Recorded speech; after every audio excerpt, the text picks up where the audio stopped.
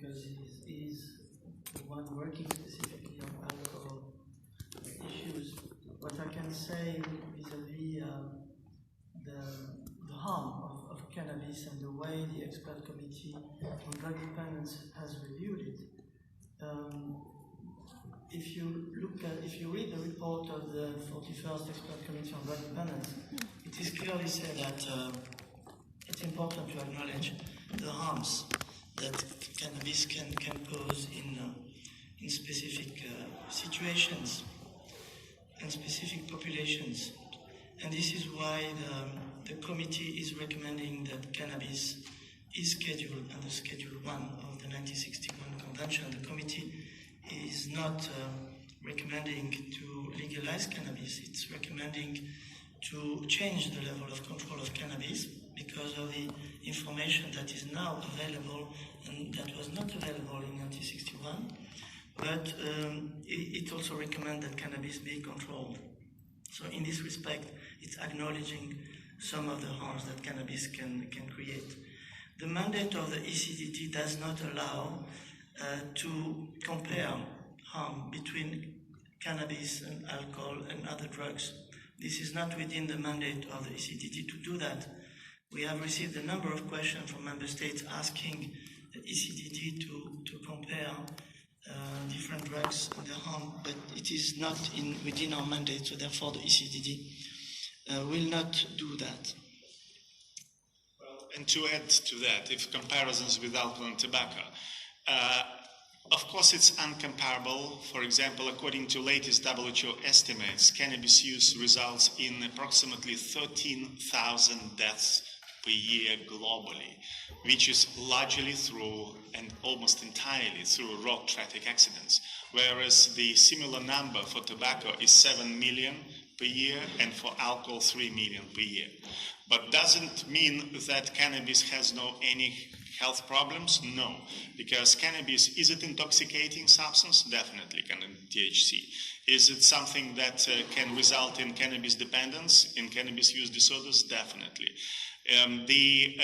When we count, for example, health conditions which are when alcohol has an impact, we count more than 20 health conditions when we calculate alcohol attributable fractions for mortality and disability.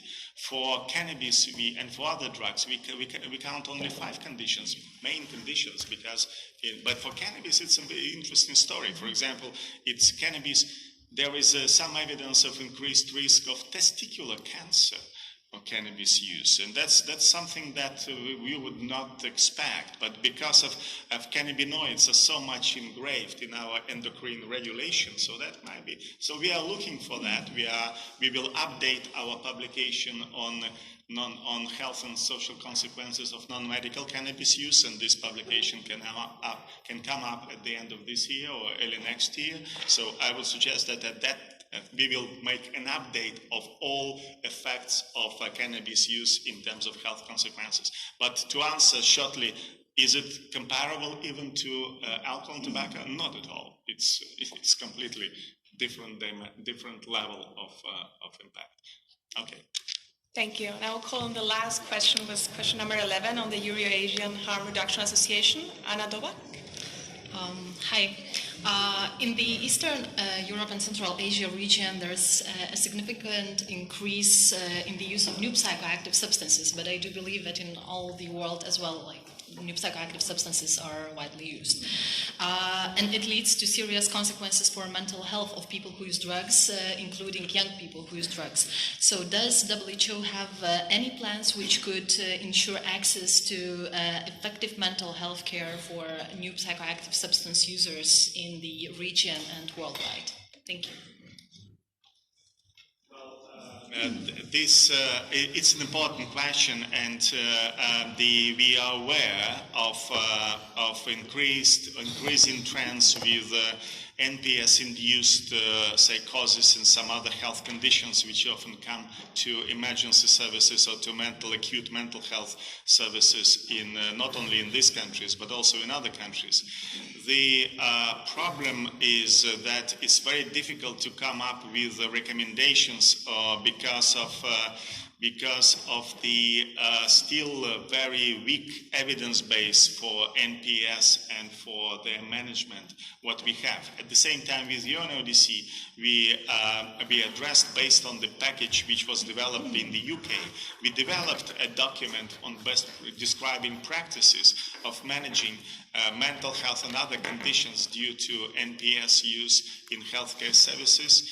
We plan more research on acute substance-induced mental health conditions, but it depends very much on the resources that will be available. So we understand the issue, we understand that there are many things which are happening in NPS field, including surveillance, but at the same time, I wouldn't say that this is the higher priority at the moment. At the same time, scientific network that was UNODC, convened by UNODC and WHO, our deliberations yesterday were focused on comorbidities of drug use disorders with mental health, other mental health disorders. So that was the focus, because this is a real issue, and there are many types of comorbidities, including substance-induced acute mental disorders. Thank you for this question. We take note of that we need to see what can be done more.